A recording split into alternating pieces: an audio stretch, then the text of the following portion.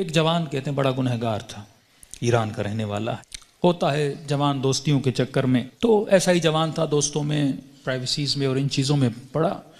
جب والدین نے زیادہ پوچھنا شروع کیا تو اس کو پتا تھا اب گھر میں تو یہ میں کام نہیں کر سکتا، نشے کا عادی ہو چکا تھا، تو اس نے ماں باپ کو چھوڑا۔ کہتا میں اتنا بد اخلاق تھا، جب غصہ آتا تھا تو کبھی کبھی ماں کو بھی مارتا تھا، باپ کو بھی۔ جب نفس کی حکمرانی ہو جائے نا بندے پر تو ظالم بھی بن جاتا ہے۔ کہتا الگ میں نے فلیٹ لیا، ایک گاڑی تھی، میں اس سے مسافر اور پیسنجرز اٹھاتا تھا ایران میں، جو دن میں کمائی ہوتی تھی، رات کو نشہ، گناہ، فحاشی۔ کہتے ہیں محرم کا مہینہ شروع ہوا، ایام محرم آئے، 6 دن گزر گئے، میرے دوست نہیں آئے۔ میں نے فون کیا کیوں نہیں آئے؟ انہوں نے کہا کہ مصیبت کے دن ہیں، ایام ازاں ہیں، ہم گنہگار ہیں لیکن کم از کم 10 دنوں میں ہم احترام کرتے ہیں۔ تو کہتا میں غصے سے دوستوں کو آنے کی ضرورت نہیں ہے، میں نے گاڑی نکالی اور راستے کو جا رہا تھا، مسافر اٹھاتے اٹھاتے رات بہت لیٹ ہو گئی تھی، اس راستے پہ ایک میں نے لڑکی کو کھڑا ہوا دیکھا، اسے میں نے گاڑی میں بٹھایا، کہاں جانا ہے؟ کہا سیدھا جانا ہے۔ آگے چلتا گیا، اچانک نفس نے غلبہ کیا، گناہ نہیں کیا تھا اتنے دنوں سے، ذہن میں خیال آیا اکیلی خاتون گاڑی میں ہے، نیت گناہ کی، گاڑی کو میں نے موڑا۔ یہ جوان بچی محجب کہنے لگی کہاں جا رہے ہو؟ مجھے تو سامنے جانا ہے۔ میں نے وہی گناہ والے جملے بولے، اسے دعوت گناہ دی۔ کہ بچی رونے لگی تو کیسی باتیں کر رہا ہے؟ اس نے کہا میں نے تو ارادہ بنا دیا ہے۔ کہتا مجھے واسطے دینے لگی، اب اکیلی خاتون کیا کرے، اسپیڈ سے میں گاڑی چلا رہا ہوں، دروازے لاک ہیں۔ کہتا مجھے واسطے دینے لگی، ظاہر ہے ایران تو مطلب دونوں شیعہ ہیں نا۔ کہنے لگی تجھے حسین کا واسطہ، تجھے مولا علی کا واسطہ، تجھے امام زمانہ کا واسطہ، ایرانی حضرت عباس کا بڑا احترام کرتے ہیں، تجھے ابو الفضل کا واسطہ۔ کہتا میں نے کچھ بھی نہیں سنا، میں نے کہا یہ چھوڑ دو عقیدے کی باتیں، فلاں کا واسطہ، فلاں کا واسطہ، کس نے دیکھا ہے؟ کہتے آخر میں اس نے ایک جملہ کہا جس سے میرا وجود کانپ گیا۔ کہا تجھے نہیں پتا میں کون ہوں؟ کہا میں سمجھا بولے گی فلاں پولیس والے کی بیٹی ہوں، فلاں افسر کی بیٹی ہوں، یہ ہو وہ ہوں۔ میں نے کہا کون ہوں؟ کہا میں سید زادی ہوں، تجھے واسطہ میری دادی زہرا کا، میرا ادب نہیں کرتا، میری دادی کا ادب کر۔ کہتے پتہ نہیں ایسا کیا ہوا۔ میں نے گاڑی روک لی، میں نے کہا کہاں جانا ہے؟ کہا مجلس پہ جا رہی تھی، امام بارگاہ پہ اتار دو۔ کہتا میں نے جا کے اتارا، پورے راستے میں خاموش رہا، سمجھ نہیں آ رہی تھی، ایک خوف سا میرے وجود پہ طاری ہو چکا تھا۔ کہتا یہ خاتون گاڑی سے اتری اور جب جانے لگی تو مجھے کہنے لگی کہ اے جواں میں مجلس میں جا رہی ہوں، تیرے لیے دعا کروں گی، تو گناہ کرنے پہ آتا تجھے کون روکتا؟ میں اپنی دادی زہرا سے تیری سفارش کروں گی۔ میں نے سارے واسطے دیے تو روکا نہیں، لیکن جب تم نے میری دادی کا نام سنا تو رک گیا۔ اہل بیت فرماتے ہیں ہم بڑا احترام کرتے ہیں اس بندے کا جو ہماری دادی کا احترام کرے۔ یہ جوان کہتا ہے میرے وجود میں گویا ایک انقلاب سے، ایک عجیب سی سچویشن تھی، بس دل کر رہا تھا میں روؤں۔ کہتا جہاں میں نے اس کو اتارا تھا وہ میرا محلہ تھا، میرے ماں باپ کا گھر تھا، کئی عرصے سے میں آیا نہیں ان کو دیکھنے کے لیے۔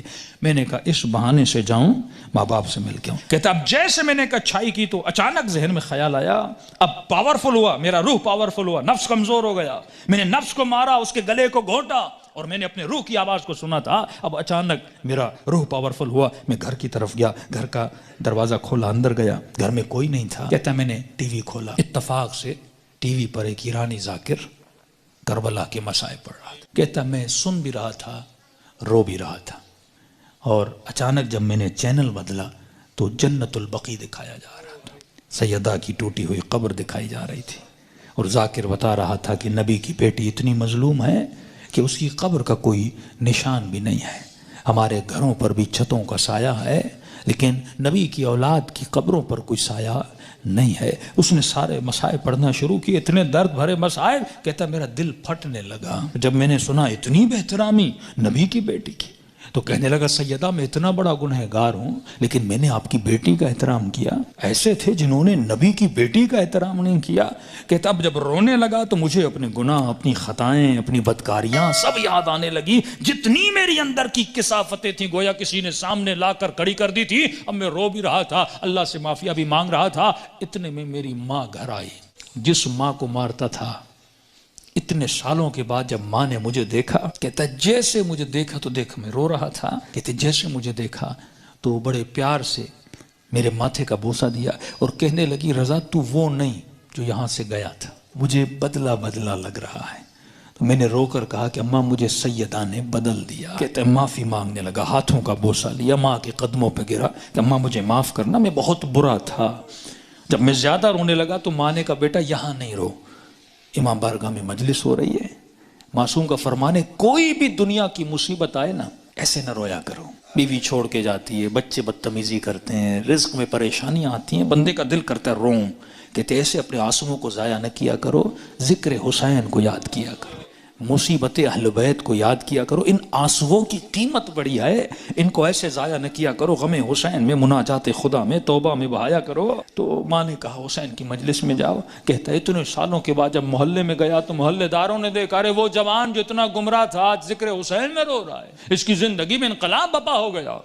کہا کہ جب سے گیا، اس کی ماں کہتی ہے یہ خادم بن گیا حسین کا، یہ عزاداروں کے برتن دھوتا، کبھی جوتیاں بناتا، کبھی وہاں پہ ان کے لیے چائے رکھتا، دن رات خدمت کر رہا ہے کہ پورے محلے نے گواہی دی کہ یہ اس سے سچا عزادار ہم نے دیکھا نہیں ہے۔ کہتے ہیں 1-2 مہینے گزرے، ایک قافلہ بنا کربلا جانے کے لیے، تو لہٰذا اس قافلے سالار جو تھا، مسجد کا ہیڈ بھی تھا، پریزیڈنٹ بھی تھا، اس نے اسے بلایا کہ رضا ادھر آ، ایک جوان کو ہمارے ساتھ چلنا تھا جو ہیلپر تھا لیکن وہ بیمار ہو گیا ہے، میں اتنے دنوں سے سوچ رہا تھا کسے لے کر جاؤں اس کی جگہ پر، اچانک ذہن میں خیال آیا تجھ جیسا نیک جوان ہے، اسے لے جاؤں حسین کی زیارت پہ۔ کہتا جیسے میں نے سنا میں رونے لگا، میں نے کہا مولا حسین کچھ دن نہیں ہوئے آپ کے قافلے میں آیا ہوں، اتنی جلدی آپ نے مجھے اپنی زیارت پہ بلا لیا۔ کہا مولا حسین کی زیارت کی، توبہ کی، واپس آیا، پھر ایک قافلہ حج کے لیے نکلا۔ کہا رضا قافلے والے اور محلے والے بول رہے ہیں جب تک یہ جوان چلے گا تو ہم چلیں گے، کیونکہ ہم نے اس سے اچھا خادم نہیں دیکھا، اس سے اچھا محبت کرنے والا نہیں دیکھا۔ کہ تب تو پاؤں سے زمین نکل گئی کہ سیدہ اپنے بیٹے کی زیارت بھی کروائی، اب اپنے جنت البقیع بھی مجھے بلا لیا۔ کہ اتنا بڑا شرف مجھے ملا، گویا زندگی بہار بن چکی تھی جب سب کچھ کر کے واپس آیا۔ اس کے محلے کا ایک نیک متقی پرہیزگار تاجر تھا، بزنس مین تھا، وہ اس کے باپ سے ملا، کہنے لگا کہ میں اتنے دنوں سے دیکھ رہا ہوں ایک جوان میں اتنا انقلاب آ جائے، مجھے سمجھ نہیں آ رہا، مطلب یہ ارادے کا اتنا مضبوط ہے، یہ اور بن چکا ہے، میں چاہتا ہوں کہ اپنی بیٹی کا رشتہ اس سے کرواؤں۔ اس نے کہا کہ میں اپنے بیٹے کی گارنٹی نہیں دیتا، تجھے پتا ہے 4 مہینے پہلے کیا تھا اب کیا ہے، بات کرنی اس سے جا کر خود کر۔ اس کے پاس ہے، کہنے لگا رضا اپنی بیٹی دینا چاہتا ہوں لیکن ایک وعدہ دو۔ کہ کون سا وعدہ؟ کہ وعدہ یہ دو کہ پھر حسین کو چھوڑو گے نہیں، یہ دروازہ چھوڑ کے جاؤ گے نہیں۔ کہنے قبلہ میں اپنی ہر نماز میں دعا کرتا ہوں اے خدا وہ دن میری زندگی کا آخری دن ہو جب میں حسین کے ہاتھ کو چھوڑ کے چلا جاؤں۔ کہتے کل رشتہ لے کر آ جانا۔ کہتے یہ جوان اپنے ماں باپ کے ساتھ رشتہ لے کر گیا۔ جب اس کے گھر میں داخل ہو، ایران میں رسم ہے جس بچی کا رشتہ لینے جاتے ہیں وہ چائے لے کر آتی ہے، وہ بچی چائے لے کر آئی، جیسے اس جوان نے کپ اٹھایا اس بچی کی نگاہ اس کے چہرے پر پڑی، کہتے ہیں ہاتھ سے وہ ٹریل گرا اور چیخ مار کے بے ہوش ہو گئی، کمرے میں لے گئے، بڑی دیر کے بعد ہوش میں آئی، اور جیسے ہوش میں آئی زار و قطع رونے لگی، اور اس کی زباں پر بس ایک ہی نام تھا، یا فاطمہ الزہرا، یا فاطمہ الزہرا۔ ماں پریشان، بیٹی رو کیوں رہی ہو؟ ایسا کیا دیکھا؟ یہ جوان پریشان، اس کے ماں باپ پریشان، ایسا کیا ہوا؟